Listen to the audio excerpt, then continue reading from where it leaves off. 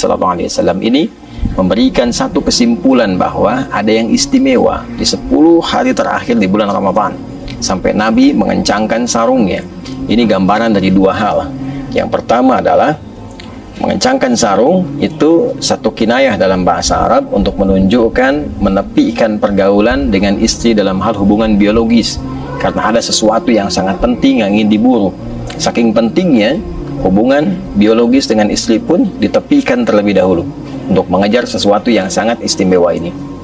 Ini juga menggambarkan bagian kedua, sesuatu yang disimbolkan dengan pengencangan sarung yang biasa digunakan untuk beraktivitas ibadah, menunjukkan peningkatan ibadah yang lebih dari sebelum-sebelumnya. Kuatkan lagi, kencangkan ikat pinggang, itu artinya kita menyiapkan sesuatu pada sesuatu yang penting, yang ingin kita tambah durasinya, tambah kualitasnya, tambah kuantitasnya. Maka ketika Nabi disebutkan mengencangkan sarungnya, ini menunjukkan bahwa beliau ingin meningkatkan kualitas dan kuantitas ibadahnya dalam rangka pendekatan lebih kepada Allah Subhanahu wa Ta'ala di 10 hari terakhir. Lalu ahya lailahu, beliau menghidupkan malamnya. Malam dihidupkan, keterangan para periwayat menunjukkan bahwa satu, peningkatan ketaatan kepada Allah Subhanahu wa Ta'ala. Menghidupkan malam bisa berarti menghidupkan dengan sholat. Ada tambahan yang kelak kita bisa bahas di pertemuan yang lain tentang kebolehannya menunaikan sholat malam setelah sholat tarawih. Secara teknis kita akan bahas di pertemuan sesi yang lain.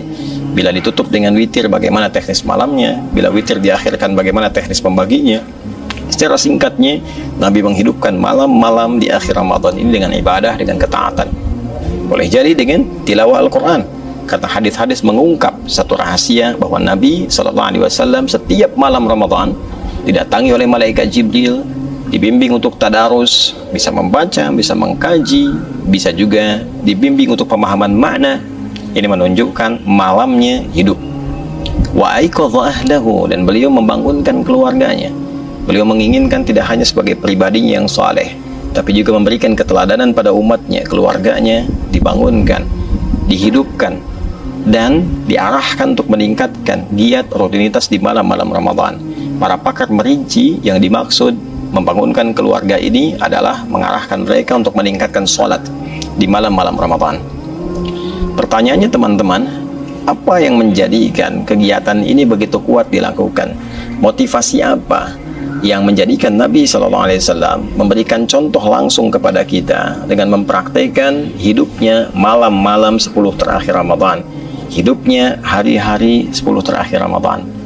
Tiada lain, para ulama menyimpulkan bahwa terdapat keistimewaan yang kiranya belum tentu didapatkan di 10 hari pertama, 10 hari kedua di bulan suci Ramadan itu.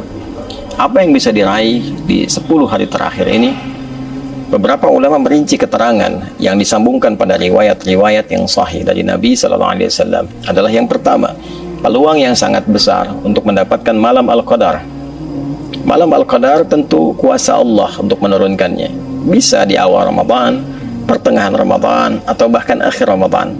Namun kebiasaan yang berlangsung pada kehidupan Nabi SAW, salah satu riwayat sering menunjukkan bahwa kedatangan malam Al-Qadar seringkali terjadi di akhir-akhir Ramadan, tepatnya di antara 10 malam-malam akhir Ramadan. Sehingga beberapa riwayat pernah menunjukkan, ada yang menyimpulkan pernah terjadi malam 27, ada yang menyimpulkan pernah terjadi malam 23, sehingga dari untayan riwayat ini ada yang bahkan memburu malam-malam ganjilnya. Sekalipun kuasa Allah bisa mendatangkan di malam genapnya, ganjil bisa, genap bisa. Artinya 10 malam terakhir Ramadan begitu istimewa. Saat seseorang mendapati malam Al-Qadar itu, artinya ia mendapatkan anugerah tak terkira. Semua kegiatan yang dikerjakan dalam bentuk ibadah dilipat gandakan sampai dengan lebih dari 1000 bulan. Bila 1000 bulan saja kita konversi, setidaknya ada 85 tahun, maka sekali baca Al-Quran, satu huruf nilainya sama dengan 85 tahun kita membacakan itu. Nun, baru nun saja dapat pahala baca nun selama lebih dari 85 tahun. Maka bagaimana dengan orang yang sholat sunnah? Bagaimana dengan orang yang istighfar? Bagaimana dengan orang yang berdoa? Kualitasnya semakin menjadi luar biasa. 10 malam terakhir adalah puncak dari pembuktian semua hasil ibadah kita di 10 hari pertama dan 10 hari kedua. Saya sering gambarkan kalau orang sudah merasakan nikmatnya satu makanan, tentu dia akan berburu lebih kuat lagi tentang makanan itu. Kalaupun kita kasih contoh yang sederhana, 10 hari pertama diberi kerupuk, 10 hari kedua diberi kerupuk, begitu masuk 10 hari ketiga, bukankah kita sudah menunggu kerupuknya? Apalagi kalau menunya begitu lezat, maka orang-orang yang menikmati 10 hari pertama, 10 hari kedua, dia akan semakin mengencangkan ikat pinggangnya untuk menghidupkan 10 hari terakhir, karena ini puncak Ramadan. Belum tentu bertemu dengan Ramadan di tahun yang akan datang. Karena itulah kemudian 10 hari terakhir ini adalah puncaknya kita berdoa. Optimalkan, boleh jadi itu menjadi puncak dari jawaban. Puncak kita bertobat, dan puncak kita menunjukkan kesungguhan kepada Allah saat sebagian orang-orang yang bahkan mengatakan beriman sedang disibukkan oleh urusan dunianya. Betapa sebagian sudah berpikir tentang mudik. Tidak salah, sah-sah saja. Dan boleh jadi kita berhusnudzan di perjalanan mereka mengisi dengan tilawah, mengisi dengan ibadah, alhamdulillah. Sebagian masih sibuk dengan berdagang, mengejar setoran, mengejar THR, mengejar pembagian, bahkan mengejar untuk target lebaran, berapa omset yang harus didapatkan. Di saat orang mengejar omset dunia, ada orang yang berpikir investasi mengejar omset akhirat. Maka dia tukar dunianya untuk mengejar akhiratnya, dan itu luar biasa.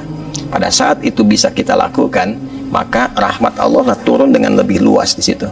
Pertaruhan antara akhirat kita yang meninggalkan sementara kegiatan dunia, atau kita tarik dunia menuju akhirat, itulah yang berpeluang besar menghadirkan rahmat Allah sehingga mampu membebaskan kita dari ancaman neraka.